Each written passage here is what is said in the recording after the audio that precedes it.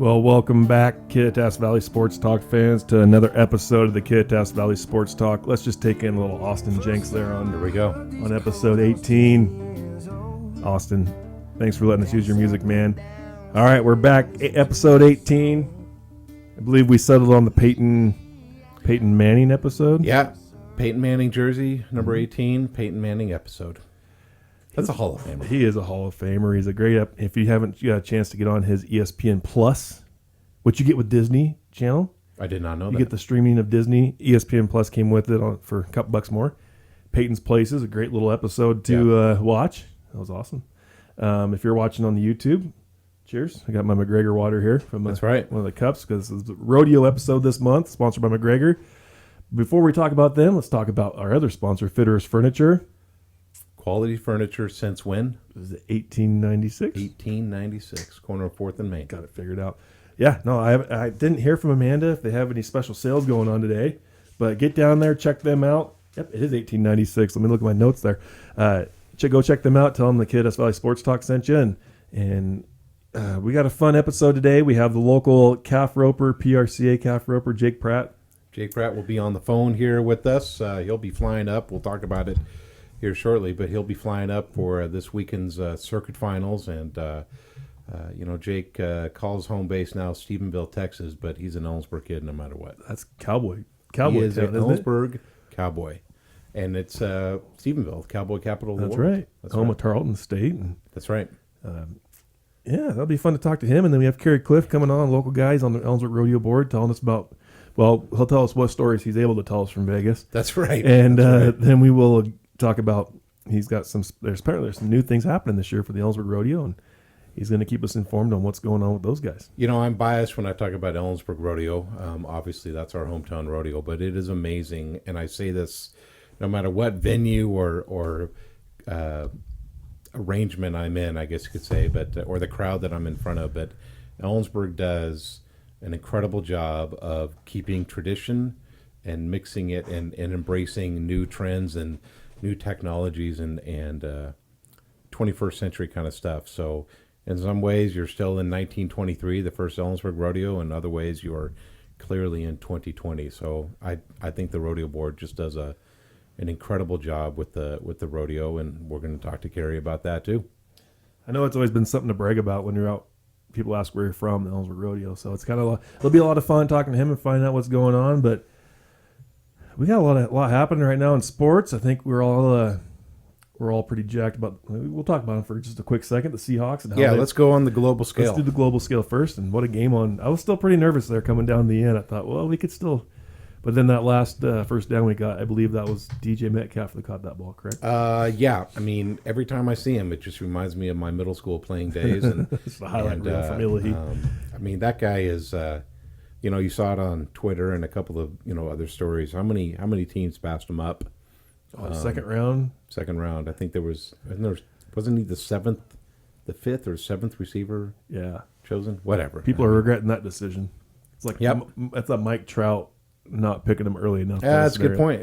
Good analogy. And Mike Trout with his contract that he just signed, obviously, I think he's okay. I think he's pretty good.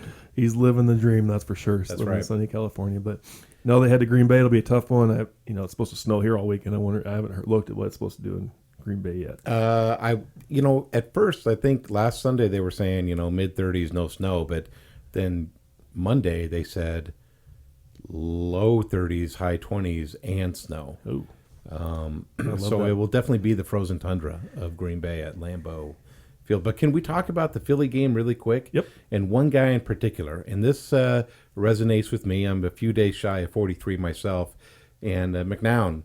Oh yeah. Basically, he's 40 years old, probably more athletic than 99.9% of the 40-year-olds out there, and I thought he actually played a pretty darn decent game. You could see that he was pretty emotional in the press conference. Basically, that was probably his swan song, but really felt bad for Carson Wentz, a fellow red-bearded guy like me. And but man, Philly couldn't catch a break. But I thought defensively we did pretty darn well. Offensively, we did enough. What was it? 17 yards on 15 carries. Yeah, Lynch's best play, of course, was that that pass when he was out in the flat and got us about 10 yards when we needed 5 or whatever it was. So I guess Coach Pete is going to make him more of a focus in Green Bay. That's what the rumor is. I'm kind of excited. It's fun to watch. He runs hard still, and he's been a great. He has a persona in the national media, I believe, when they talk about him and how he's always, I'm only here so I don't get fined. But I feel like he's a team dude. When they told him that he's going to be the starting running back, announced the last regular season game, and he says, "No, Turbin and Homer are coming out with me," and I feel like he's a good. I guess in minor league baseball they call them stable ponies. The catchers, they're and I feel like he's a great person. Especially you think the Homer guys got to be feeling pretty fortunate to have that kind of a mentor with him right now. Oh heck yeah! I mean it's we talk about Ellensburg embracing the past and the future as well, but I think the Seahawks right there. I mean with Turbin and Lynch, it's basically 2013 again. Oh yeah. But with Homer there, I mean I think. Nothing against Carson and Penny and those guys, but Homer's he's going to be a great option for us. I hope we keep him around. I think so too. Well, I guess I didn't introduce us. I'm Eric Sorensen. We're sitting with John Goudet. It's all right. I'm used to it. There's a really silent voice here off to our right, and because you aren't seeing him on the YouTube channel either, because our cohort Luke Olson is currently on a golf course. Like literally right now, we're filming this on a Wednesday afternoon, and Luke is probably on the 15th hole somewhere in Arizona. He's having some fun with his family down there, and I'm jealous. Yeah. Straight up gonna say there was some. I mean, we were joking, but there was some terse texting between the three of us, and we were planning this, and Luke was like, "Well, you remember, I'm going to be calling in because I'm going to be golfing," and that really set the stage for some pretty irate texting from me. I meant everything I said. Yes. Yeah. But maybe we'll get a guest phone call from him here later in the episode. We're not sure. I think he said it was 73 degrees on the golf course. He can since it's windy and 38 degrees right now, which is definitely below freezing. It is not pleasant right now. It's not pleasant. And it'll be the weekend here in a couple days, and I hear we're supposed to get snow all weekend, so that'll be. I guess it is still January though. We can afford some snow. We can afford some snow. If it's mid-March and we're trying to do baseball, no. I almost went out and worked on the field day today. Really? On this weekend, and then I didn't because I needed to catch up on my honey-do list at home, which was more important. But I thought about it because I was thinking, if the snow doesn't melt till mid-March like last year, I got at least the field work to be done. Yeah. The players will be excited because they don't have to do it. Well, what else is going on? I really feel bad because as much as we hate Western Washington Vikings, Western Washington University. Yes. We didn't even mention last week that Central Men was on the 2nd, the day we recorded, was at Bellingham playing Western Washington, and we watched the game together. We got streaming online, and if you don't have a Roku, get it because you can watch all the games. It's like watching a normal game. Actually, I think you pretty much sold that to me. Yeah, it was awesome. But unfortunately, it was a bad night of basketball for us. We got a couple of life lessons. We started out well. You remember we jumped out 10-1. 10-1. And then some guy who shall remain nameless, his nickname is Country. Yeah. You mentioned it, and then we had a 15-1 lead with 5 minutes into the game. That's right. Yeah. And I said, man, I wouldn't want to put money that we'd have them under 1 point, or only 1 point. Yeah. And you're like, cool, thanks for jinxing that. Yeah. So I was like, oh. And then bucket. And then we lost the lead. I know I was disappointed. And that was a bummer night. Not to mention, after you left, I switched over to the Coug game, and they had the lead. And as soon as I switched it to it, they lost that game too. But, I was really disappointed in the Western Washington fans. There wasn't anybody there. Well, so I was upset too. And then I reminded myself, or somebody, maybe it was Facebook or Twitter, said they're still on winter break too. So that's a tough game to schedule during winter break. Right. Our game against them will be on a Saturday, February 1st. So hopefully nobody goes home, or not too many people go home that weekend. We're playing Western. Honestly, I prefer that to be a Thursday game in Ellensburg at least. Absolutely. So, a couple of things I noticed about the Central Western game. Western seems to be tall. That their center was legitimately 7 foot tall, and so. And they just could not miss for a while, whereas our halftime shooting percentage, I think we were shooting like 25%. Yeah. It was, and we were not. It was just an off night. The second thing I noticed was probably the most action that we saw was a friend of mine, Ellie, playing Hungry Hungry Hippos. Savage. she plays for keeps with Hungry Hungry Yeah, Hippos. she does. I mean, you're better half Paige, and then my daughter Delaney, who was down there with her. They took runner up. Yes, they Ellie did. clearly. She owned that. She's got a place, career man. in that game. If if it becomes a pro sport, she's probably going to be a Hall of Famer. Yeah. And honestly, if cornhole is a pro sport that's covered by ESPN, Yeah. Hungry Hungry Hippos has a chance. It's a matter of time. Yeah. People are playing video games to be Yeah. watch online. But, the Central men losing their both games, Bellingham and then up in Simon Burnaby Fraser. losing to Simon Fraser. But Simon Fraser's a pretty good squad. they definitely have improved. I mean, shoot, when they first came on to the GNAC the first couple of years, I think they won like maybe 1 or 2 games total. Yeah. But, of course, Central got the men got the W last night, Played last night to us. Northwest Nazarene. Yeah.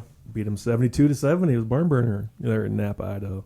Yeah, it doesn't matter how many you win as long as you get the dub. That's right. Yeah. And I would assume they're on the road, or maybe they probably came back here first, but they head to Montana or Billings on Saturday.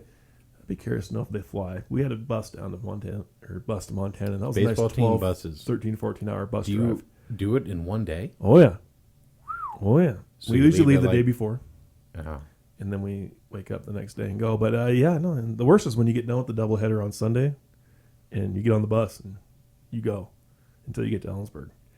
That's tough. And then, And then you get here at like 7 a.m. and Desi says, go to class. yeah, You're like, and he knows if you're good not. one. Yeah. They end up going, though, because we're all good scholarship athletes. So Yes, of course. the women's team at Central, they haven't really had much going on. And in the second, they lost to Billings, unfortunately. That one kind of hurt me. Mm-hmm. I mean, not that I'm a coach or a player, but the target is on our backs. And Right. I hate to be an armchair quarterback or an armchair point guard, but that's the one you got to get. Well, and hopefully they can bounce back. They're on their way to Alaska, I would assume, right now. They play tomorrow night against the number 7 team in the nation, Alaska Anchorage. That's the thing, So Central is, projected to win the GNAC, but I saw that ranking. Was it yesterday when the NCAA came out with it, and Anchorage is right there amongst the leaders, like they are every year. Oh, yeah. And actually, so they got the Alaskan schools this week, and then mark it on your calendars, January 16th, the women host Western Washington, 5:15 start, and I believe the men play their Alaska Double series header. that night. So get there early, watch the girls whip up on Western, go get your Wildcat card membership, go up and have lunch between games, dinner between games, and then come back and watch the boys take it to the Alaska school. So, yeah, one is you get dinner, and two is I believe you're there, so you get the pleasure of your company. Absolutely, 100%. Maybe Dennis Francois should pay us for that little plug there. Hey, Wildcat Dennis, I'm Club. sure you're listening. Hey, Let us we're know. both alums, and we're both proud members, and so we try to take care of the school that took care of us. Damn right. Yeah. Well, let's talk a little high school sports. We got the Cleon basketball. The boys beat Kaibi here this week, and looks like they bounced back really well after the Christmas tournament and set themselves up for a nice run here. Yeah, that is good.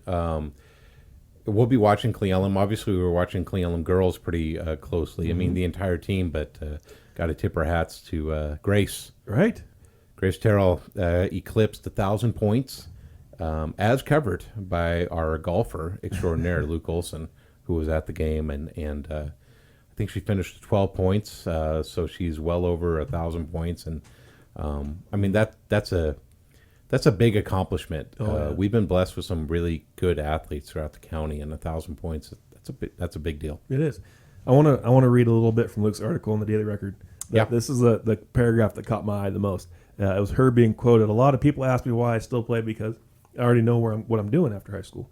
Terrell said, but I just love it so much that I can never not play basketball, especially since it's my last year. I wanted to finish it out. And I thought that was awesome. And a girl that's going to play D1 soccer, and yet she still made time she wanted to go compete and get better and become an athlete. Right. And that was pretty dang awesome. Yeah. And she'll remember playing with her friends. I mean, It's been a long time since I've graduated, and I still remember some things vividly from high school. Absolutely. Keeping on the basketball subject, I unfortunately didn't get to go, but you went to LaSalle last night to watch the boys play LaSalle High School. Unfortunately, they did not come back with a dub. We started off pretty well. We were trading baskets there. I mean, and to preface this by saying LaSalle is going to be in the 1A state tournament. Mm-hmm. They're a good team. They took Zilla to the brink a couple of days ago in a big SCAC match. But so Kittitas was playing up, and I thought it was a good game. LaSalle didn't have anybody huge, no giants. They had a guy who was 6'2" and 6'4", but they had I think they had 5 guys who were at least 6 feet tall, which that got us beat because Cody Van Dorn is our 6'3" guy in the middle. And anyway, but it was 10-10. LaSalle jumped out to a quick lead, and then we matched them, and then the wheels kind of fell off there. And so, like I said, I expect LaSalle to be kind of a player at the 1A level, and that was a relatively easy road trip. Not too bad of a drive down there to Union Gap, but that's a good team, and so hopefully we take something out of there. I got to watch the LaSalle girls because I got there a little bit early, and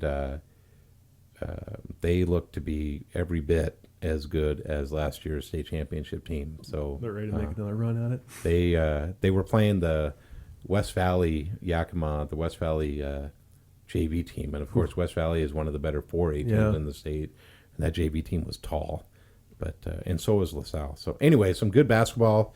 Unfortunately, the Coyote boys did not get the W, but best way to get over our loss is preparing for the next one. I believe they're home on Friday against White Swan.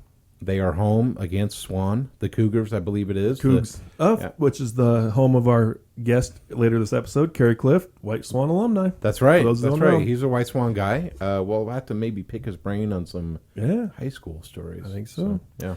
Well, before we roll into our guest, the other news we need to bring up is Ellensburg High School boys soccer found their coach. I saw that. Former coach Mark Timko resigned, but they hired, I believe he was the assistant coach. Yep. Richard Opoku. Yep. And looking forward to see how that goes. I believe there's the boys soccer season. Yeah, and honestly, he helped assist Nolan Teasley when Teasley was coaching there, and I mean he's got is it Ghana? Am I pronouncing that right? Over there in the African continent, but he travels quite a bit. He knows soccer, and he's Ghana. Yep. He's one of those guys. He's a who's who when it comes to soccer skills and scouting. He played D1 soccer at Virginia Commonwealth University, and that'll be kind of fun to see how their season goes this spring. I'm looking forward to it. Well, I'm sure there's a guy in Texas waiting for our phone call right now. That's Mr. Jake Pratt. We're coming for you, Jake. We will be back in just this brief second with a really good interview here with the local cowboy. Well, we're back, Kittitas Valley Sports Talk fans. We got Jake Pratt on the phone here from Texas. I want to say thanks to Jake for calling in. We got to say thanks to Fitterers Furniture for sponsoring the guest of the week. And Fitterers has been a sponsor with us since the beginning, I think it is. But Jake, before we went on the air, you were fixing a little fence, and so I'm glad we're able to distract you from a little bit of chores around the area. How's your week going? Oh, shoot, it's going all good. It's probably 72 degrees down here this week, and that's rough. Fun, beautiful, and Jake, you're going to come doing some work and some roping. Jake, I tell you what, you're going to come home to 72 mile-an-hour winds. It is cold and windy, which I know is not a shock for you to hear, but so I'm just glad you're going to be rodeoing in the Sun Dome because it's pretty darn cold up here. And so tell me about the Sun Dome. You fly up here in a couple of days, and it's a circuit finals, and I know we've got Odessa and Denver and San Angelo here coming up here as well, but does the circuit finals kind of get the blood going and hopefully kick off what hopefully is a good year of rodeo? No, it's great. I'm flying up there, and I'm riding Cass Kaiser's horse. He's also from Ellensburg, and we went to Odessa Monday, and we're going to the WCRA semifinals tomorrow evening, and then I'm going to fly up there, and we'll just get everything rolling. We've been working since last September 30th to make sure we're ready to go, and I'm excited. I'm ready for 2020. So you said like 5 things there that I want to talk about, and so bullet point number 1 will be your motivation. You and I have chatted off and on for the last 15 years or so, Jake, and you're just motivated, and so I can already tell that you've got kind of a game plan for 2020. So my first question is, are you going to stray much from the schedule that you've known for the last couple of years? Anything different on the schedule, or at least in the wintertime, or is it kind of business as usual for you? No, I'm going to hit all the big rodeos like always, and that come summertime, we're going to go to the same rodeos. We'll probably go to Canada a little bit again and hit. I mean, the whole key to the deal is do good at the big rodeos, and so we're going to make sure we'll be at them and be rested and ready to go. And after competing at the Wrangler National Finals in 18, sitting at home watching it,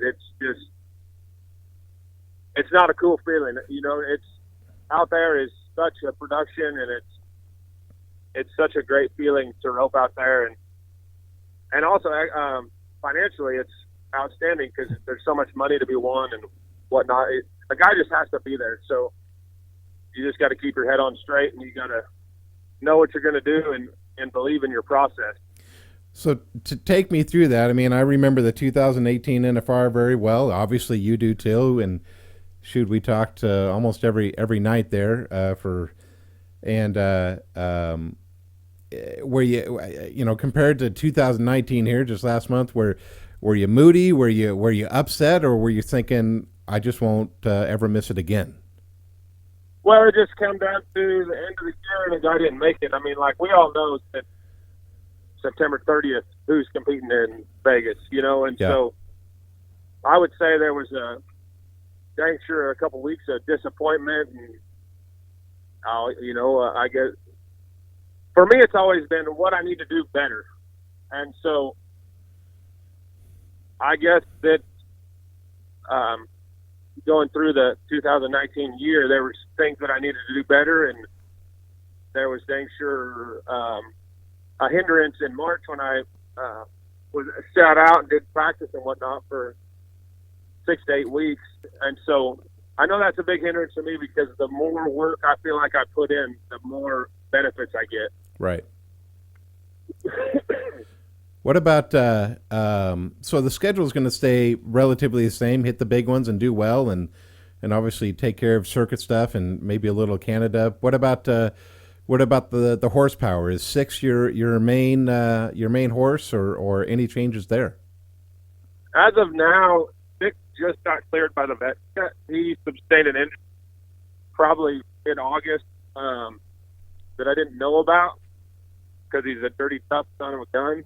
Right. And then I got home and figured it out, and so he just got cleared. So it's just like a injury, he's got to gradually build his way back up. And so in probably 6 weeks from now, we'll know where we're at and what we need to,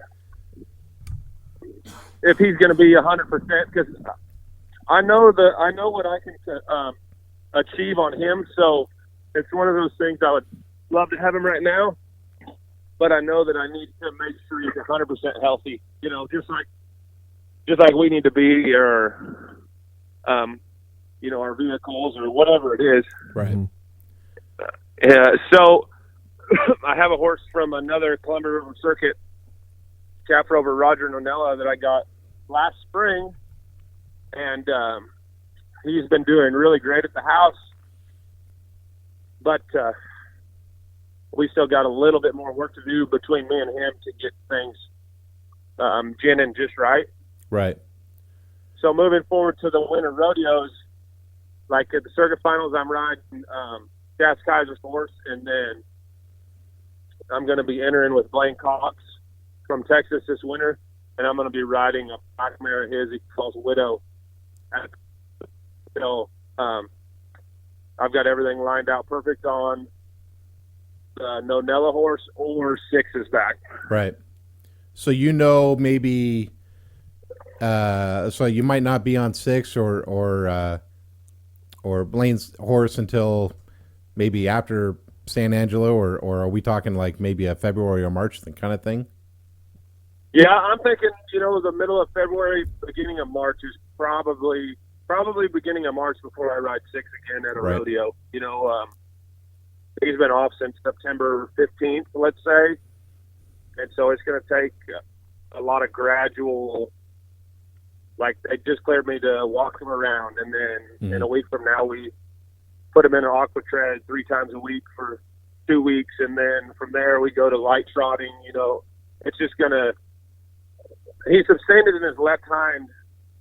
So a hind suspensory injury is really hard on a horse, especially in his event. So we just got to make sure we bring him back really strong so he'll hold up for the next 5-8 years instead of, use him for a couple months and battle the injury back and forth. Right. So. Right. What about, we mentioned the circuit finals and we'll probably end up with that, but you mentioned something else there. Denver, and then, we're recording this on a Wednesday, and you say tomorrow, so Thursday, WCRA, and I've been watching that develop, and tell me about that. From a roper perspective, that seems like it's just another good opportunity to make some money. We're always talking about PRCA stuff, and I know that's a main source of income potential, but WCRA, shoot, if you do well at those, man, that could set you up really well as well. Yeah, I'm not going to say it's close to the national finals. After experiencing it, there won't be anything that comes that close or comes close to that. Right. But you got to, just like in anybody's business or whatnot, you got to have supplemental income. So it's a great opportunity to go up there and win $10,000 and move on to the final deal. I can't remember where this one's at, but they call it their major. And win $50,000, and shoot, that just helps you get down the road to get back to the national finals. Right.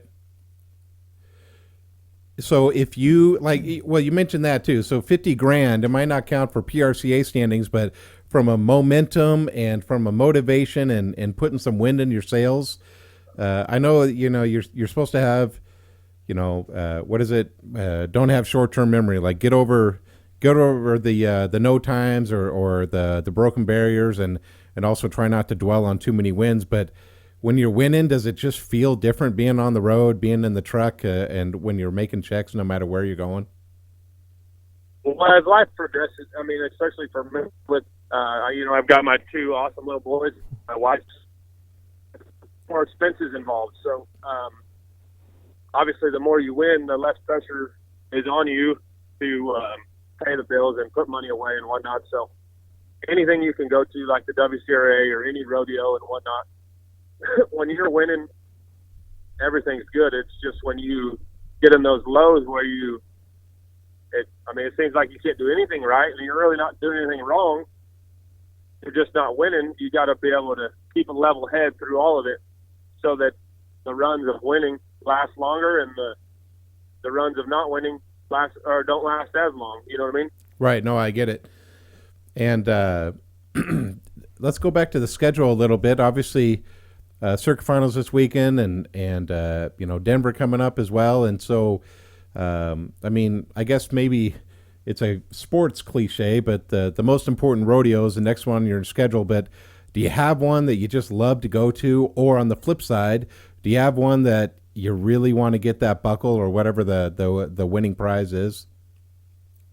I guess I probably used to, but nowadays, I feel like you just have to be excited to go to everyone. Right. There's someone going to win first at every rodeo, and there's someone going to win last hole. But I feel like you just need to be excited nowadays. And when you get there, that means that your mindset's right. You're ready to rope instead of, oh man, I didn't really want to drive all the way over here, but gosh, I got to win 1,000 here to keep my standings or whatever. Right. It's just, it's probably just like any sport that, or football player, baseball player, basketball player, or whatever it is. Rodeo is the hardest thing because there's no guarantees, and right. It's a one shot, one opportunity type deal where the mindset plays such a huge role. You have to be able to compete every time you nod. And so I don't know. I just feel like if you keep the attitude where you're excited and this is all you want to do and whatnot, you're going to have better success than if you're the other way. You know, and you and I have talked about that right there before, just in the years that we've gotten to know each other, and with rodeo experience, but also just life experience as a dad, as a husband, as, you know, son, whatever you want to say. Has that been easier to remind yourself that, you know, to stay positive, and that will have a trickle down effect on other things? So do you think it's easier to do that now than it was, say, in 2008, 2009, when you were, you know, still, I guess, younger at least? I would say yes and no. I mean, when you look at it like seeing the little boys and your wife and stuff, when you get back to the trailer, yeah, that does help. But at the same time, you expect more of yourself now. So you have to keep the right attitude, and you got to keep the right mindset to be able to move forward. And so I don't know if it's harder or easier. I just know to be right. And if it is, you're going to have success. Right. Whether it comes to, I mean, whether it has having a podcast or, you know, roping calves or, you know, having a bakery. Right. If you wake up every morning ready to work and have success, then you're going to. Well, Jake, Eric here. I was curious. You know, we're going into the circuit finals this weekend. I'm looking forward to being there watching. And what's the biggest difference of? I guess that's such a shrunk down arena there in the Sun Dome. And what are some of the things you have to do to prepare for this weekend? When I prepare, I feel like I try to do the same fundamentals, no matter where I'm going, whether I'm going to the Sun Dome or whether I'm going to Rodeo Houston or Tucson, Arizona, where there's a huge arena. Mm-hmm. But from my time of rodeoing and roping and competing, if you stick to the fundamentals of what you know, you're going to be successful, no matter if you're throwing in one swing or you're throwing in 10 swings down the arena. You still have to you have to go through each step to be able to finish the run. And if you do that, you're going to most likely at the Sun Dome, hopefully you tie 3 of them in 7 seconds and you win all the money. Dang right. That's right. So talk about the money here really quick, Jake, and then I'll let you go back to the chores around the place. You know, coming in, you know, obviously we're going for, you know, to be the circuit champion, but that offers, you know, a chance to go down to Florida for the national circuit final. So correct me if I'm wrong. If you win the season-ending title, or if you win the finals title, you're on your way to Florida, and I think it's mid-March. Is that correct? Yes, sir. Yes, sir. So I think I was looking at the standings. They're not in front of me, but I think you have about a $6,000 lead on. I think it's Cody Craig, and so yep. I think if Cody won it all and you didn't win anything, I guess he could maybe overcome you. But are you comfortable with that lead? I mean, obviously you go to a rodeo to make more money, but is that something, you know, is Florida on your radar, or is that too soon to tell? No, it is. It should be on anybody's radar, because there's just like the WCRA or any other rodeo, there's more money to be won down there. And so it's an opportunity to rope against 20 guys instead of 100 for a really good payday. So I've been trying to practice, along with going to basketball practices and whatever else I have to do to be able to be ready to rope up there. And then also one of my main sponsors is Country Thunder, and that's a huge music festival alongside the Dodge National Circuit Finals. So it sure would be good if I could get down there and be around all that stuff. So, yeah. Well, Jake, one more question for you. From a logistics standpoint and from just a physical arena standpoint, I got to imagine that that's probably going to be one of the smallest arenas you ever compete in. I mean, the Sun Dome is a big building, but not much room for rodeo. So do you know that, you know, your horse, or I guess you're going to be on Cass's horse, well, you won't get up to full speed, or do you know you're going to throw on that first swing, or is it really just up to the calf and what the calf shows you? You just have to allow things to develop there. You can get in your head a little bit and try to throw fast and create problems. So just let it happen. And man, if I get a good start and everything lines up perfect, hopefully I throw in one swing or two. And then if not, you got to go 3 or 4. Then you got to go 3 or 4, and then make the best run you can on the ground. So that's kind of the way I look at it, and that's kind of the way I'm going into it.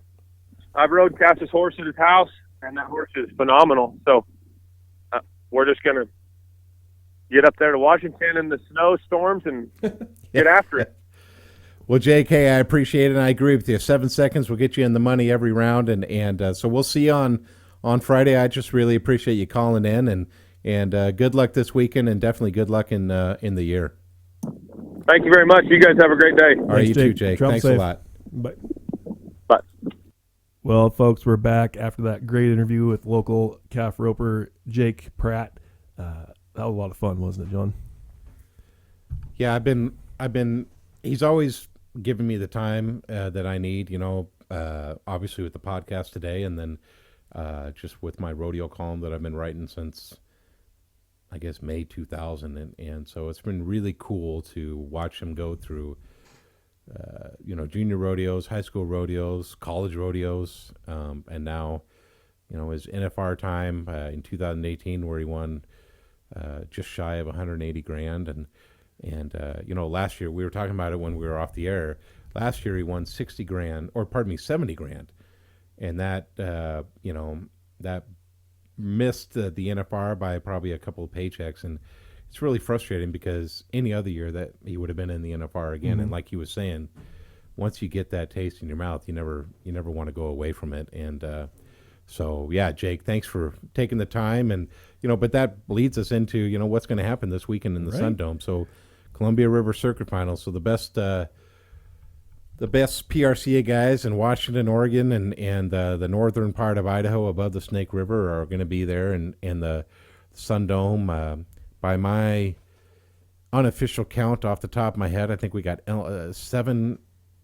Ellensburg contestants there, the Sun Dome. So got guys like Jason Miner and Jordan Ty, who roped for Central Washington University, barrel racer Jody Tucker, Kevin Lusk, bareback rider. So it will be really fun. Obviously, there's a lot of ropers here in town, and so a handful of them will be there. And Jason Miner, like I put in my column this week, he's about $1,000 behind Caleb McMillan for Soap Lake. Soap Lake kid for the circuit all-around champion. That'd be a nice feather in his cap, or should I say a buckle on his belt.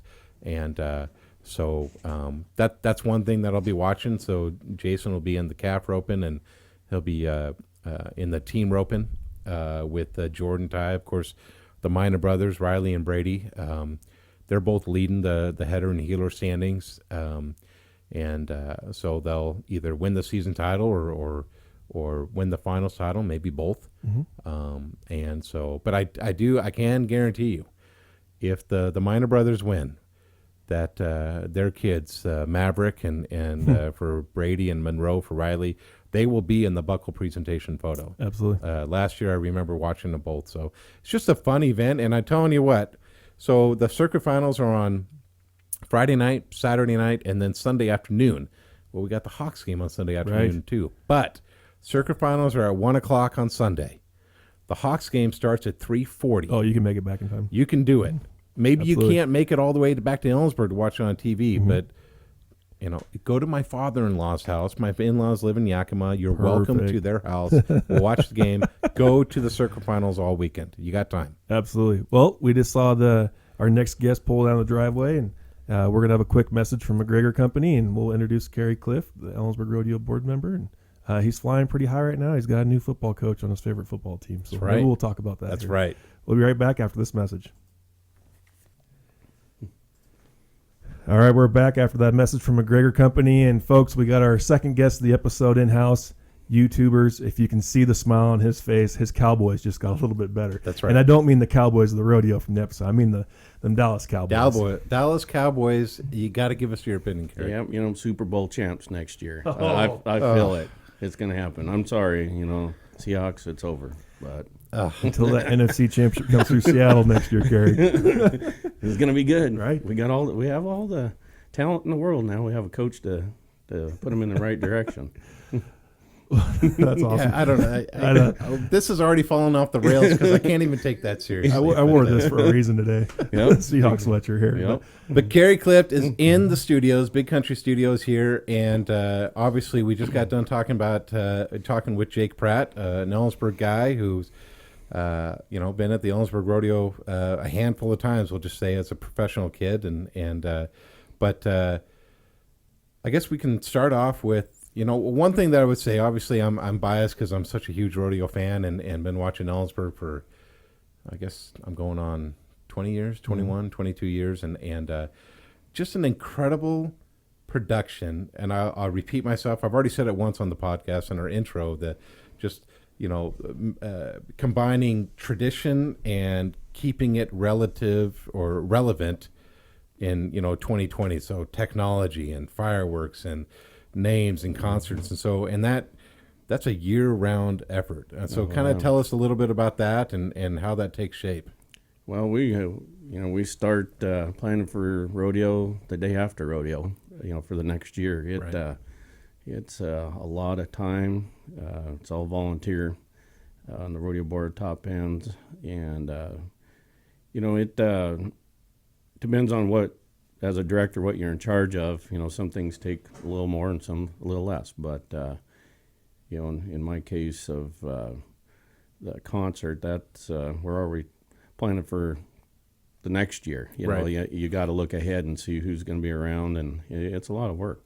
So, just on a side note, I got a nominee for the concert because his karaoke on New Year's Eve I heard was like, I'm not gonna lie, I can bust out. Well, if you can ride a bull, we can do karaoke. You saw me. I don't know if riding a bull is 0.2 seconds. I don't know if I'm retired no matter what. Well, we can put you as an opener. How's that sound? I could open for Russell Dickerson, right? Maybe. Yeah. Do that, Dickerson. Yeah. But so, and some of that comes with, I know the rodeo board makes their annual trip to Vegas for the NFR. NFR gets a lot of attention. It's 10 days, and a lot of people just say 2 weeks. But you guys are there almost a week ahead of time, I believe. Yep. There's a lot of business that goes on, right? So the actual convention, PRCA convention, is that Monday, Tuesday, Wednesday. And so we have, guys will roll in that Saturday or Sunday the week before. Right. And so we have our own Ellensburg Rodeo meetings, and we get a lot of business done there. And then we have the convention where we're signing,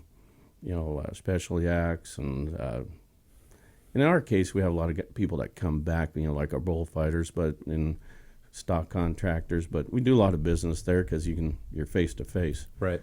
And of course, Tuesday night's the annual Ellensburg Rodeo party that we have. I saw the picture. It looked pretty fun. Yeah, it was good. So we used to have it when we were part of the Big Four, had our party, but then when we got out of the Big Four, about 4 or 5 years ago, we started our own party. So it's a way of saying thank you to all the people that are here on Ellensburg Rodeo weekend that we're so busy you might not get that chance to say thank you. And so when they come to the party, we're there and having a good time and on a relaxed mode, and it's a good time. Is that hosted at like one of the hotels? Or it's at the South Point. Okay. Yeah.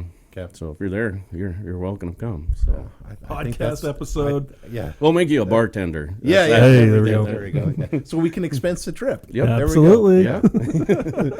So you talk about a couple of things like specialty acts. The bullfighters. We were talking about it before we started hitting record on this one. Is you talk about how I don't know if people understand what a volunteer effort it is, but I don't know if people understand. Like Ellensburg has the who's who in terms of contract personnel. Oh yeah. So in terms of so specialty acts, stock, we have the 3 best PRCA bullfighters. No disrespect to everybody, but I mean those are NFR caliber guys to go year after year. Yeah. I think we kind of take it for granted what we have here, and people say they got to go to Vegas to see all the big names, and when you can see it in our backyard. Right. We have the stock, the people, the contestants, the announcer, the sound guy, the bullfighters, the clown, I mean, we have it all that what is in Vegas, and it's right here in Ellensburg. So a lot of times I don't think people realize that how big it is, and it takes a lot of time to, and our reputation through the years has been really good. Well, if anybody ever doubts that, tell them to go sit through Slack. And Oh, it's yeah. the who's who of timed events competing there. So. Right.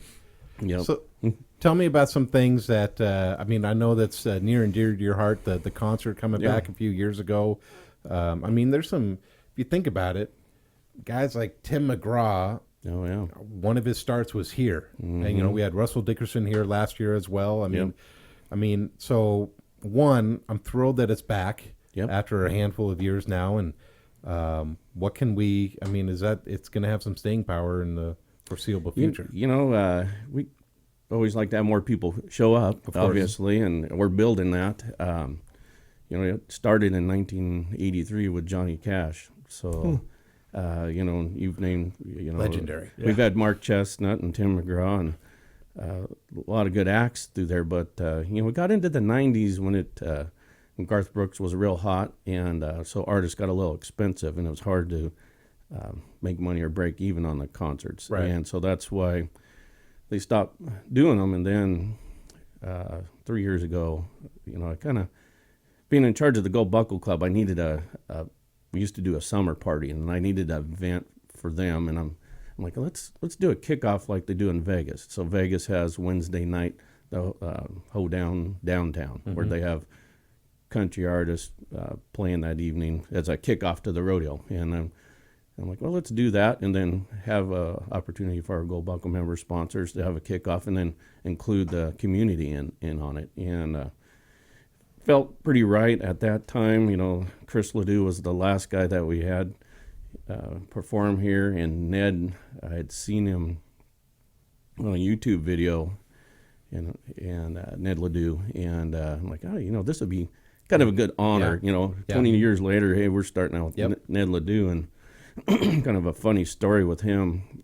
I didn't know the process of booking an artist, never done it before. I'm a volunteer guy for the Ellensburg Rodeo, so I reached out on Facebook Messenger to Ned Ledoux, and I'm like, hey, would you like to come play? And he's like, well, yeah. So he routed me through his just took your shot. Yeah, I had no other reason not to. That's so awesome. Wow. So he directed me towards his agent in Nashville, and so we were watching our costs, you know, because we didn't know how this was going to take off. And so the agent and I were kind of going back and forth on money. And I don't think the agent was taking me serious that we really wanted to do this. Really? And finally, I kind of got I'm like, all right, I'm done with this. This isn't going to work. And I was driving. It was January, right in the middle of January. I was heading to the Denver Stock Show, showing cattle. And this is a weird story, but I was going through Wyoming, went through Casey, Wyoming, and there's the Chris Ledoux's statue is there.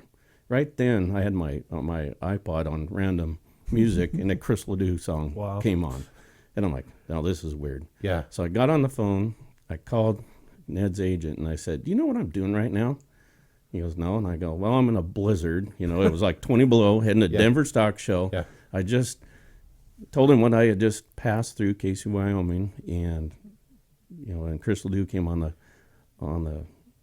radio or on my iPod, and I said, if you don't think I'm real that we want to do this, you know, here's my offer. Let's cut all the blah blah blah stuff, and let's just make a flat rate deal, and let's kick off our rodeo concerts again with Ned. And so he says, all right, let me call you back. So about 20 minutes later, he calls me, and he goes, done deal. So I actually signed him on the road on the way to Denver Stock Show. Wow. And through his old town. Yep. And it's kind of cool. Basically in the city. Wow. Kind of gave me chills a little bit. Yeah. That's so awesome. I don't understand that, but I believe in it. Yeah, absolutely. So everything that you're supposed to do in signing an artist, I did completely the opposite, but I didn't know otherwise. And so, you know, our first year we had a little bumps, you know, the slack ran a little long, and so we were a little late getting set up. But, you know, Ned was ecstatic. The original band members were Chris's, the Western Underground Band. So they were Mark Sizzle, which I became pretty good friends with now. I mean, that was Chris's main guy. He was here, and he remembered everything from here last time, and they were thrilled to be here, and so it was a good kickoff. That's awesome. So, and then from there, it's tough. You got to find, okay, what does our county want? Do they want old country, 90s country? Do they want modern? That next year, Joe Diffie seemed kind of a legit answer to that. And then last year, we had a couple artists tentatively signed, and it fell through, and so we ended up routing with Walla Walla Rodeo and Puyallup Fair with Russell Dickerson. So he played the night before in Walla Walla, and then Thursday night Ellensburg, and then Puyallup Friday. So when you do that, you can get a better deal. Cool. So I wanted to test it with newer country, and but then having Wade Jennings open up, Waylon's grandson has the old country, and I'm like, good balance. I figured it'd be a balance of old country and new country, so which worked out well. So obviously we're not ready to, or I think we're not ready to announce, but the Breaking concerts news, are the concerts will continue, and I mean, I guess what's the biggest thing you learned? One, we've learned that Facebook Messenger will get you concerts. Yep, absolutely. But two, I mean, has there been one thing that you're like, okay, we're going to make sure this is in place every year, or we're going to do it this way every year? What's the biggest takeaway? Oh man, there's a lot of moving parts in that. I think time to get the stage set up. We've got that dialed in now. Yeah. Actually got it with Joe Diffie. We got it dialed in. Make sure we're starting on type, and we moved slack around a little bit to make sure we had enough time. Trying to book artists is tough because of where we're located. Yeah. It isn't like, okay, when you say routing, like say George Strait is playing in Texas, and if say we were in Oklahoma, he could come through and play. It isn't like these artists are out here, right? Because we're way out west. So it's a little tougher to bring people here just because of the timing and where we're located. So if we can tie in a Puyallup, what they're doing, or find that niche artist, that upcomer like we did with Ned. Yeah. Had a little name behind it. That is hard, and on the hoedown down in Vegas, that's kind of why I go down there to watch those concerts to see, because usually they have upcomers playing there. It's like, okay, is that artist a performer, or what kind of artist is he? Because trust me, I get everybody telling me, you need to get so-and-so, you need to get so-and-so. And the biggest thing is what you can afford, because, yes, I'd love to have Alabama, but they cost about $300,000. It's just being... Chunk change. Yeah. Come on. Write a check, Eric. Write a check. Yep. So Sponsored by Kittitas. Yeah. I could tell you what all the artists cost. It's crazy, but so you have to be realistic on a Thursday night, the amount of people we can draw, and make this thing feasible. And so it's, you're playing with the budget, but there's a lot of good artists out there. Right. So that's fun. What about, we talk about the planning of Ellensburg, and that's more than a year-long process, because I know you're thinking of 21 and 22 ideas and stuff for the concerts, but during the rodeo itself, like a guy like you, when I'm, I've never missed a performance in my 20 years here, and I see a lot of rodeo, but there's, I'm moving around, and I never see board members. I mean, you guys are working nonstop, so you put all this effort and planning, literally blood, sweat, and tears. Do you get a chance to actually enjoy it? I mean, you love it, but do you get to enjoy the Labor Day weekend? You enjoy that all the people are there and all your hard work, but just to sit down and relax, you don't. All of us board members, I bet you we're averaging 25,000 steps a day. Wow. I mean, our feet are toast. Yeah. It's a lot of work, board members and top hands. And so just, I don't think you just really relax and enjoy it. But we go to other rodeos, and that's what, I've always, since I've been on the board, this is my 9th year, and I've tried to go to a different one every year to pick up ideas and actually relax and enjoy Right. a rodeo. You know, I've been to Cheyenne and Calgary, and a bunch of us go to Pendleton every Right. year. Sisters, group of us will be at the Columbia Circuit Finals. So that's when you get to sit down and enjoy a rodeo. So that was another thing. I try to get one new rodeo in a year, and if it's not a new one, then I try to go back to one that I haven't been to Yes. in a while. And so when you're at another rodeo, whether it be a Sisters or a Pendleton, or if you're in Omak when it's 450 degrees every weekend there, I mean, do you learn a lot about what's working, or maybe you're not talking to the board, but you're just seeing physically what's going on? I mean, oh yeah, I've pulled an idea out of. I'll give you an example. Was it 6 years ago? I was the guy that started Patriot Night here, and I saw that idea at the Nile Rodeo. We show cattle. Yeah, we show cattle there, so I was there anyway. But Nile did a Patriot Night, and I'm like, man, that would be great. And so that's what we started here on Friday night, and look at what it's turned into. Right.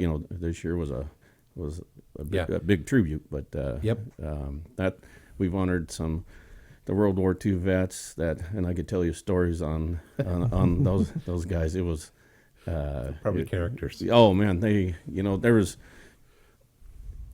when we took them down in the arena. The World War II vets. There was 25 of them, and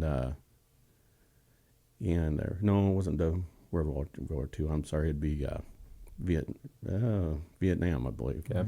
So we took them down into the arena so they could get introduced, and there was one of them that was in a wheelchair, and so we had him right by the flag, and when it all got going, he's like, "Hey, can you get me into the arena?" And so Dave Adams and I helped him into the arena, and I mean, what a neat thing, cool. you know. And his wife came up to us afterwards and said that he never talked about what happened in the war, and after we honored him, he opened up, and so she thanked us. So so there's those little things that are kind of touching in the community that I think something that we did effective.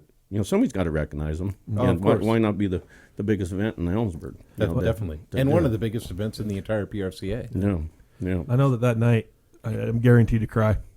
Grown men aren't supposed to cry, but I cry every time. It gets me every time.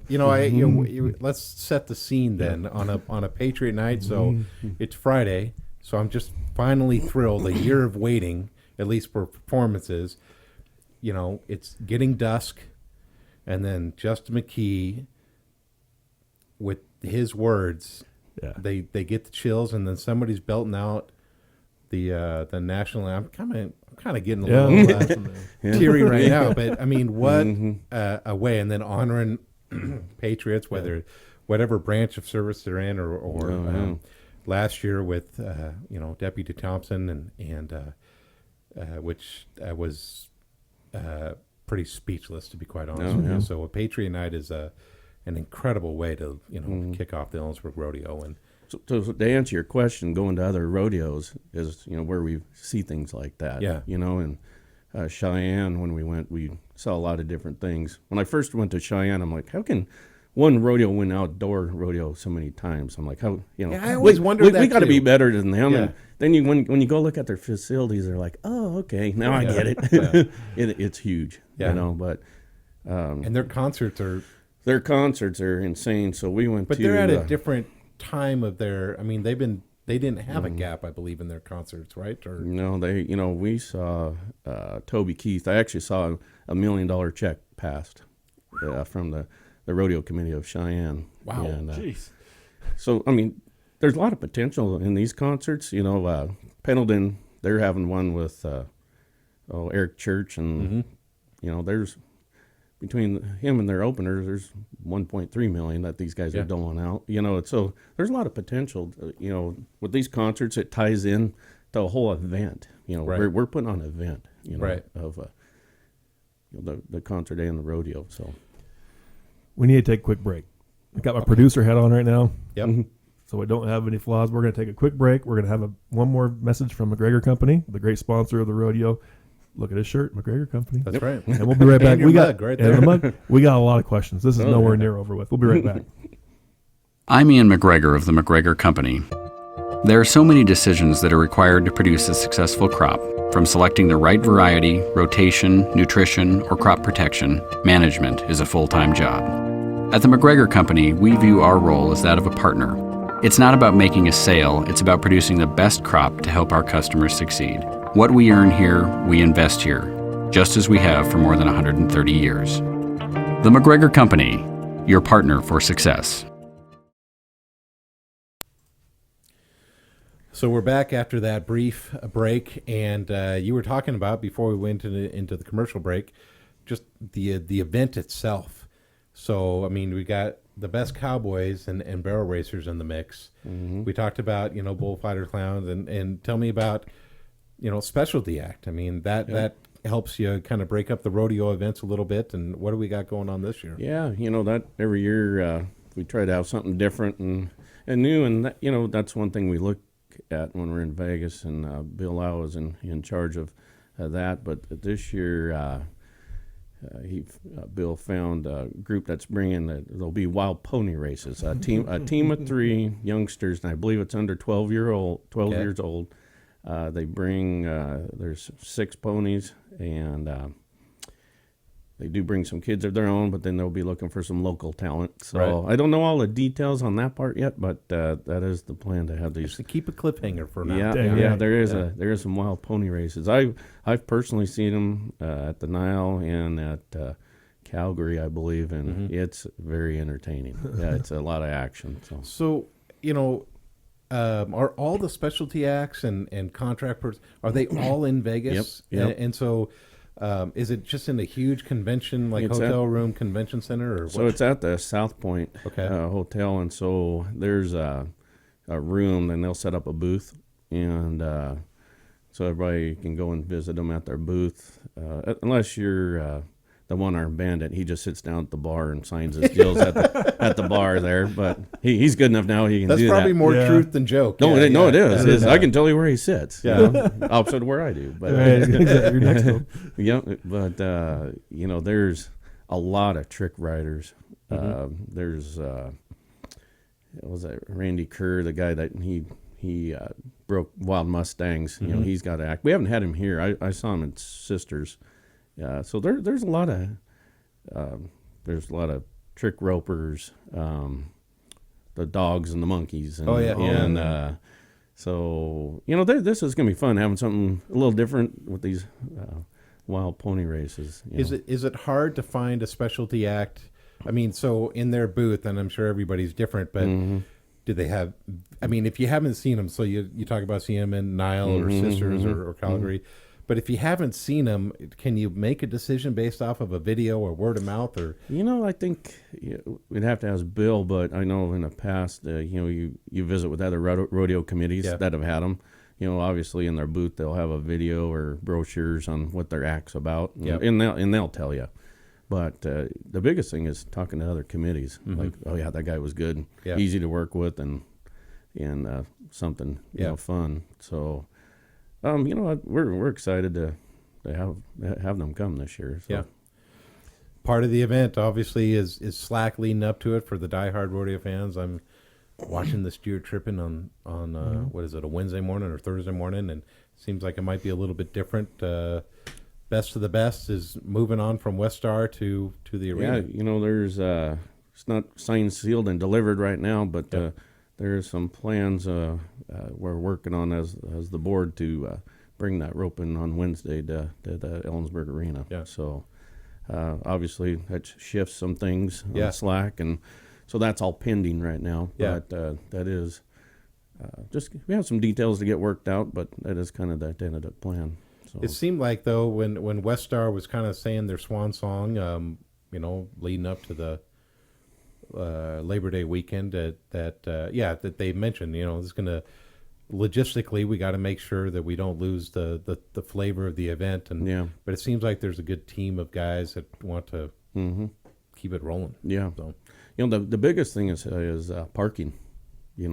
These I don't know if you've noticed, but these rigs have gotten bigger. These guys are bringing in, and KXLE and our Hilltop gets slammed full. So with the changes that they're talking in the parking lot on the county side, we got to keep touch on that, on what it can affect our big rigs getting in there another day. So parking is so if anybody's got any good ideas on parking, near the rodeo grounds, we can use some help. You know what? We should. Big Country I'm Studio looking at a parking lot. field from Big Country Studios. We're here. Get horses on golf carts and bring them down into town. be able We'll to work make on something that. I think we can We'll do work it. on that. I've been working on this somehow, and I became a Legion member this last year, and I have this vision of a zip line from the Legion down into that beer garden. So, I think you'll need some sort of Right harness into the connecting beer you to the garden. zip line. Yeah.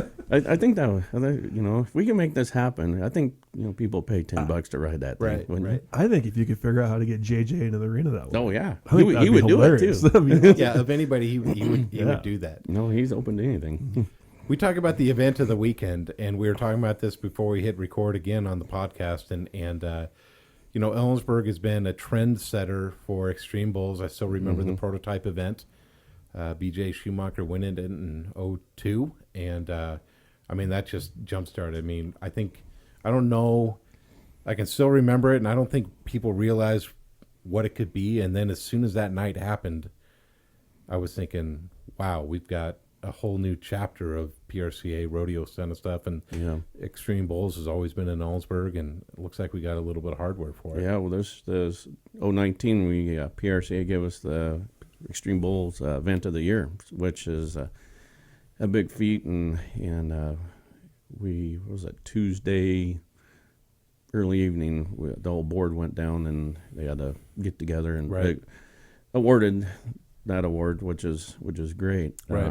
That, and I don't know if you've noticed, but that crowd is different than the normal Saturday, Sunday rodeo crowd. We set keg records, beer records that night. It's the people coming to that are looking to have a good time. Yeah. And it is, even though we do that that Saturday, and there's probably some people that do both, but for the mainstay, it's just a different crowd, and we feel it. It's that night, it's all hands on deck with top hands wives, the board and board wives. It's that Section 9. I don't know, several years ago, I was in charge of the behind the chutes and Section 9, and I learned real quick that we needed more help over there. And so we had the Rodeo City Roller Girls that help out all weekend serving for us, and just to try and keep up. Yeah. It's just a whole nother animal Saturday night. What, I never want to say you never have problems selling tickets, but there doesn't seem to be a ticket to be had unless you're going to pay a premium somewhere or whatever. It seems like that's pretty consistently it sells out. sold out. Yeah. And that. So we try to have, again, as an event, you have, that champ is getting named that night, and then the after party and behind the chutes. That's we try to put a good headliner act in there. We've about 7 years ago, we ramped up our bands that we bring to the rodeo and especially that night. Yeah. And Chance McKinney has done a fabulous job on Saturday night there, and last year's Aaron Crawford. This year we have a guy that I saw down at Pendleton 2 years ago, and Kurt Van Meter, and this guy is high energy. Really? And another, we have people just coming out of the footwork that want to play for Ellensburg Rodeo now. Hollywood Don Yates is coming back. He's going to be playing Friday night. What a personality. That guy, he's when he first said, "Hey, I'm a singer," I'm like, "Oh, okay, yeah, isn't everybody?" Yeah, right. But he actually had a YouTube video of him singing the national anthem, and I'm like, "Well, if you can sing the national anthem, That's a very difficult. So this last year he played Monday. Yep. In behind the chutes, and I went in there for a little bit just because I was curious. Andy Andrews had signed him, and he did a phenomenal job. Our sound guy says his band was the easiest one to work with. Really? All weekend. Really? So that's pretty cool. He gets it. He knows how to entertain. From, Wolfman to WWE to whatever he's doing. you Yeah. know, the bullfighter. My claim to fame there is hilarious. when he was still our bullfighter. I can't remember when he moved on from that, but this is early on in my career. He gave me, I remember he walked up and I got a little fanboy because I was like, whoa, this is Hollywood Don Yates. I recorded him during the bullfighting event, and I'd like to say that I helped propel his career. Most likely. Yeah. Absolutely. I will take credit for that. And, going into, the 2020 Ellensburg Rodeo, little things that I've noted. You talk about Section 9, but then, there's a patio section in the Sponsor. yeah, in sponsor rooms, and that seems to have taken shape too. Just another for those who want to have a beverage or two and still be able to watch the rodeo. I mean, that's a pretty decent vantage point. Yeah, there's, and of course, we're working with the county and city. We have a grand plan per se to hopefully upgrade that whole would be north end and west end. Cost quite a bit of money, obviously, but we do have some pretty cool plans in place there. But for now, that sponsored patio is there, and people can have a beverage and watch the rodeo. Everybody's got their favorite spot to watch it. Obviously, being the Go Buckle Club guy, so I'm in there and have a pretty decent view when I can on the east end of the arena. But there's folks that they want to go to Section 9. There's people that want to be in that south grandstand for shade, and so everybody's so everybody's got their favorite spot, similar to Parade Morning. I've rode Parade Morning every year since I've been on the board, and now I can pretty much tell you where every family that our local family is sitting. Yeah, just by I just remember where they're all at. On the parade route. So similar to the rodeo weekend, everybody's got their fun spot. Definitely. So. What are some things that we haven't touched on in terms of contract personnel? You mentioned JJ. I guess we haven't talked about him. The guy's he's coming back, right? Oh yeah, absolutely. That was a pretty safe question. He, that guy is just loves Ellensburg. First off, he's a Washington guy, but he truly loves what we do, and whatever rodeo he's at, he has those footballs. Yep. And I don't know if they have Ellensburg. They're branded with Ellensburg. Yeah, Ellensburg Rodeo. So he can be in the Nile, he can be at the Sisters, he can be wherever, and he's throwing Ellensburg Rodeo. Oh, that's cool. Footballs out, and he's just a guy that I think is great, and he's a great fit to our rodeo, and he's fun. I've golfed with him in the past down in Vegas, and that guy can hit a golf ball too for a little skinny guy. Is he good? He is.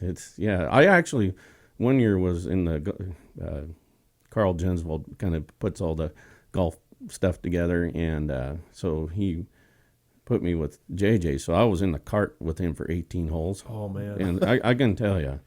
Well, A, we were intoxicated by the end, but then B, I have never laughed so much in my entire life. I was like done. I'm like, I need to go lay down after that one. That guy is, it's just the endless energy. I would tell you, the thing I remember the first time I met JJ was at a smaller rodeo. This is a handful of years before he was on in the Arena Dirt here in Ellensburg, and he just struck me as like, wow, I can tell. I don't want to say I talent well, but from a fan perspective, I was like, okay, he's going to be a household name. He just, you talk about there's scripted laughter that he's got, but his forte is just like a scenario that comes up or something that he can see that's off developing, the cuff. Yeah. and boom. And that's just, I think some people go to the rodeo just for him, maybe. Oh yeah, no, there is. Yeah. He's got a God gives talent. I think the Ellensburg Rodeo's had a pretty long tradition of having a great clown. Oh yeah. Like he wasn't a Flint growing growing up. Oh yeah, he was funny. Oh yeah. Well, and he was here last year Hall because he of got Fame. inducted for the Hall of My Fame. goodness, did you see that skit? With Yeah. the two So of them? I remember being behind the chutes around the Saddle Bronc time, And I saw Flint. He was just hanging out, just chatting with everybody like they were his best friend, including me. He chatted me up and stuff. And then I saw him like changing underneath the chutes like a bronc rider or bullfighter or bull rider would. And I'm thinking something's going to happen here. Yeah. And so I remember texting my wife. I'm like, don't take a bathroom break now because something's going to happen. Yeah.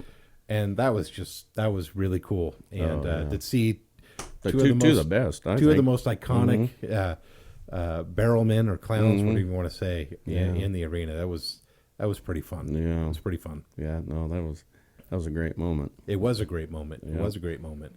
So, it seems like it's going to take forever for Labor Day weekend to come, but there's little events throughout the year that either highlights Ellensburg or reminds us of Ellensburg, and you and I are going to be busy here in a couple of weekends for the Royal Court coronation, and he might have a favorite in mind. Yeah. I mean, good luck to all the ladies. Yeah. But I know Miss Cora will be there as well. Yep. But is that from a rodeo board perspective? I mean, you have one look. From a dad perspective, are you nervous, excited, all of the above? Yeah. So usually during the last handful of years, I guess, the banquets landed on the same weekend we're showing cattle in Denver. And so it got moved this year, so I'll be able to be here, you know. And so actually, and Cora and I will be in Denver the weekend before, and so I'm sure I'm going to be listening to her speech the whole travel all the way to Denver and back. But from a dad standpoint, I'm excited. She's been involved since she was a baby. My wife Bridget was on the Hall of Fame board for years and held a collection, and so Cora's grown up with it, on that end, and then obviously with me being on the board, and so she's been right there helping, volunteering through all these years, and she was a Spirit of the West there for a couple years, and so when she first said she wanted to do it, I'm like, do you realize how much time it is? And I'm like, oh yeah, she wouldn't realize how much time it is, because she sees,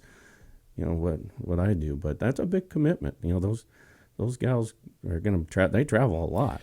Yeah, my hat is off to those ladies because I've always kind of known, but now that I've become more involved with the banquet, with the coronation event, and just listening to where they travel to, and having to keep, so the ladies will tell me about like one of the more difficult ones. It's fun, but one of the more difficult ones is the Seafair Parade when you got literally 500,000 people. Yeah.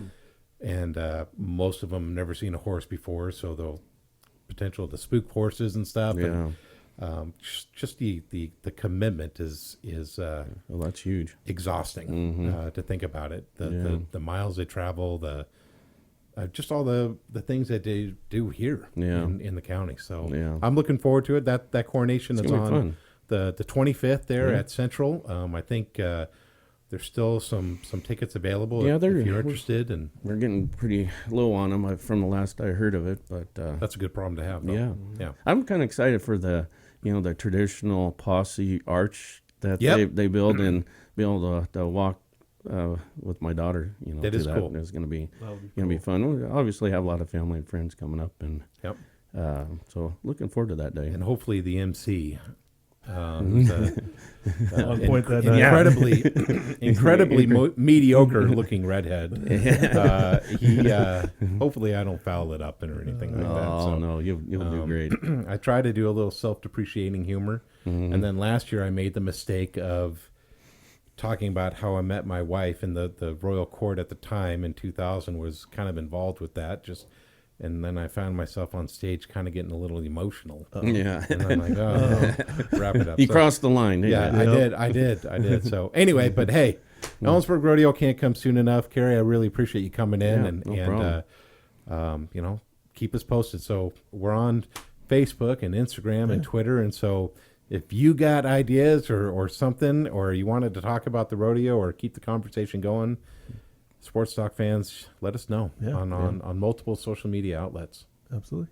Oh, that's great. Thank you for joining us, Kerry. Oh, and remember, if you see a top end or a rodeo board guy, just thank them. There's a lot of volunteer time, and we're always looking for more volunteers. There's always a hole to fill for help. That's right. Another hammer to use or another Absolutely. shovel to dig. Oh man, Absolutely. always. Yeah. Well, thank you to McGregor Company, too, for sponsoring the rodeo segment this month. And we'll be back here with John and I will wrap things up with our thoughts and Going into the blowing weekend. people's minds. So. That's right. All right, folks, we'll be right back. Well, we're back for the last segment of the episode 18. I got to tell you, I mean, I enjoy all the episodes, Mm-hmm. but this one has been pretty darn fun. It has been a lot of fun. I've known Jake for quite a while, and that was a great interview. I'm sure he appreciated getting the afternoon of not having to do some fence posts. Fence for post 15 work, minutes. That is, you break a sweat every single You do? time. Yeah. It was fun sitting down with a friend of ours, Kerry Clift. Yep. He's actually close to the Big Country Studios where he resides. That's right. And no, he's a awesome. I'm And glad then- to be able to call him friend. Then, of course, after we hit pause on the recording button and we continue to talk, I think we came up with about 18 different podcast ideas in the Absolutely. future. Yeah. Yeah, and the announcement for the concert, John Goudat headline. we're supposed to say John Goudat headline. So my bad. If you want horrible karaoke, I'm going to be the headliner of the Ellensburg Rodeo concert. Yeah. I'd go. I'd pay for my ticket. So we're gonna wrap this thing up with Would You Rather Rodeo Edition, but rapid fire, Rapid fire. back and forth. You got the first question. Me first. Would you rather be a calf roper or a bull rider? Calf roper. Would you rather watch a rodeo on a sunny day or a rainy, overcast day, Sunny easily. even if it's 100 degrees? I think the last time I was on OMAC was like 105, and I enjoyed it. So I'm actually not joking. Yeah. Perfect. Would you rather go to the Calgary Stampede or Cheyenne Frontier Days? Dang it. I would have said Calgary before Kerry's interview, but now I'm saying Cheyenne. Okay. Would you rather bareback or saddle bronc? I'm going to answer this as a 43-year-old man who has aches and pains. I'm going to say saddle bronc, not because you don't get injured in saddle bronc, but because bareback is like riding a jackhammer. Okay. Would you rather? Oh, I have a couple that I can't. All right, how about this? Okay. Would you rather fly to Rodeo Houston or drive to Rodeo Houston from Seattle with a bunch of steer wrestlers? Drive Easily. easily. Take longer, but you'll have more fun. It would be a blast. Yeah. I want to experience that someday. Section 9 or the President's Box to watch a rodeo at Ellensburg? I've actually had my better half and daughters in the President's Box before. I am no stranger to a Coors Light, maybe a Crown Royal. Yes. But I do enjoy the company of the President's Box. So, President's Box. Okay. Would you rather? Well, we're talking about Section 9, so a couple of beverages being bowled there. Would you rather have a Coors Light or a Crown Royal? Coors Light. Okay. Crown Royal will make me sleepy. Okay. The polite way to say things. Oh, I should have wrote all these down, John. I had some really good ones on my mind. Yeah, we had like 5 of them. The double up, Section 9 or behind the chutes?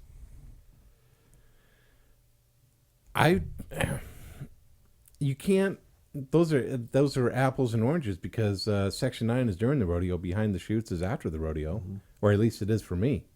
So I'm going to say both. I'm going to go off on a tangent here and say both. Okay, would you rather?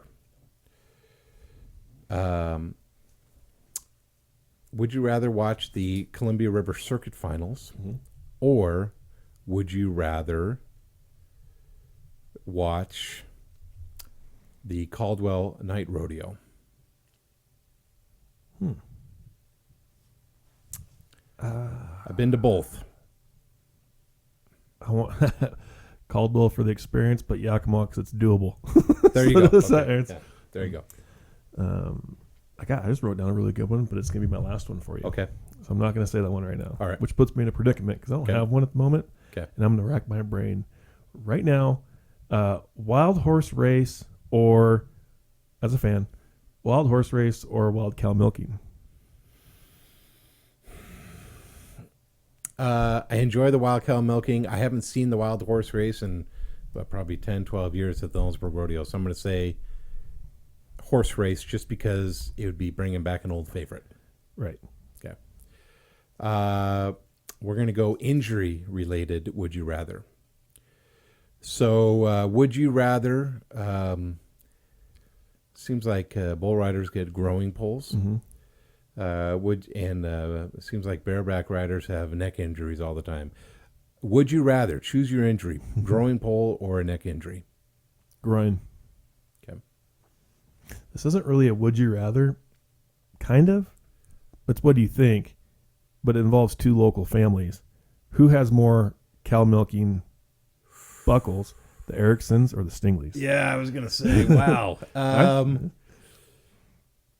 Man, oh man, I don't know. Those That's a are tough the one. who's who. And you got the minors you can throw in there too. Yeah, those are. Yeah. Hasn't it been the Stingleys lately? Yes. The Ericksons are always in the conversation. Right. I think Ruley Stingley said he was gonna have a buckle for every kid that he has, and he's got a bunch of them. Yeah. So. You know what? I'm going to say something here because I have had a few conferences with the Stingley brothers at the old Exit 115, and I usually around the springtime I'm always like, hey, I'm a free agent. I can be your mugger. Yeah. Somebody recruit me. Uh-huh. Nope. Not yet. They give me a laugh, a good pat on the back, and yeah, that'll be fun. My phone never rings. Son of a gun. Stingley family, Erickson's, Miners, I cannot provide much more than a willingness to look like a fool in the arena. Sign him up. Yeah. I've So, done it. Anyway, so have you really? I did it. I've done it about 4 times, and only one time someone's caught. And that day, it was with my father-in-law, Gary Nybo, which in the rodeo episode before I said he was he's a team roper. I got ricked over with Colts for that. I walking around the rodeo arena that entire day. Everybody says, "Oh, I hear you're screwed, Eric. You got someone that can catch this year." And sure enough, he caught, and I got drug across. I had rope burns, and Is it a relief when they don't catch, or is it like exhilarating when they do and they're like, oh, game on? it depends on what the cow looks like. Okay. There was one that missed. That cow was like she was going to stop right there, like JJ stopping the cow right in front of the judge that one Yeah, year oh, when yeah. he wasn't even the mugger. Yeah. But if they miss and the cow just looks like a complete, you know what? Yeah. Not a nice person. Yeah. Thank God they missed that one because I Yeah. didn't want to get my butt kicked. But if we miss a good one, then I'm like, we could have won some money. Right. But I'm definitely nowhere near the caliber of anybody else because I've only mugged one cow and we didn't get it done. So No, I'm nowhere near the caliber. I think my wild cow milking career would be about as good as my bull riding. And anybody's been to anybody that's seen me ride a bull twice for 0.18 seconds combined at the Cowboy Cross can prove that I'm no good. All right. I've been through some hellish workouts with some baseball coaches. Like, absolutely thought this was the worst thing in the world, and those took hours. This took less than a minute, and I was completely exhausted. Oh, It was the most workout I've ever had. You're in my like life. dragging people out Yeah. of the arena. Yeah. Exactly. Sorry. Your turn. Would you rather?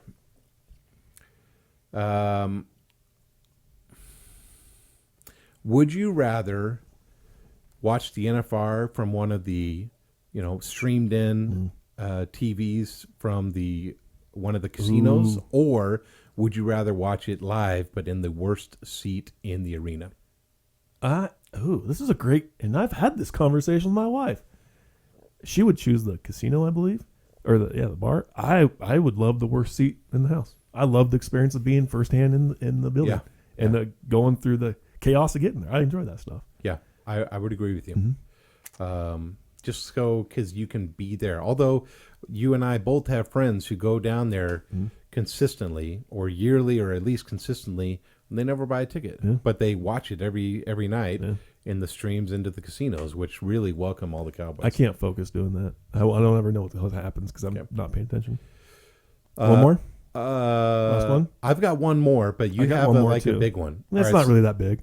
I built it up. It's not that important. Okay, go ahead. I'll go first. These are my two favorite nights, night and day. What performance, if you said you could only go to one, would you rather go to the Friday night performance or the Monday? Monday. Yep, same here. Although Friday is incredible because it's like, finally, Yeah. it is here. And on hot summer days, the Friday night one is the best Yep. for guys my stature. Yeah, when it's a hot summer day and then Friday night is like 70 degrees, but you have that residual heat, Yeah. so it feels warmer. There's no beating Friday night. Right. Saturday and Sunday get all the attention because it's sold out stuff, Extreme Bowls. But Monday you get to see the winners, It's and I love watching an Championship average Monday. take shape. You know, they you see rodeos try to, Cheyenne did it, and other rodeos are trying to do more quick hit and stuff and change the format. I love to watch an average take shape. I love to know, like, the guy leading on Friday might not even make it to the short round on Monday, and so. I'm with you. I love every single performance, but if I had to choose just one, it would have to be the Monday afternoon finale. We're the same. And honestly, that's a good one to end on because mine is subpar compared to that one. Okay. Yeah. Well, we'll wrap it up there. Thank you for listening to another episode of Kittitas Valley Sports Talk. Please share. Please tell your friends about us. Let's get this word out there. I know we're having a lot of fun making it, and I feel like it's We're gaining some traction. Get the word out. So I know there's lots of people that haven't heard of us, and look us up on YouTube. The latest episode I updated yesterday, and I'll get this one edited by this weekend. And catch us on Spotify, right. Google Anchor. Podcast, Anchor, and right. Apple Podcast.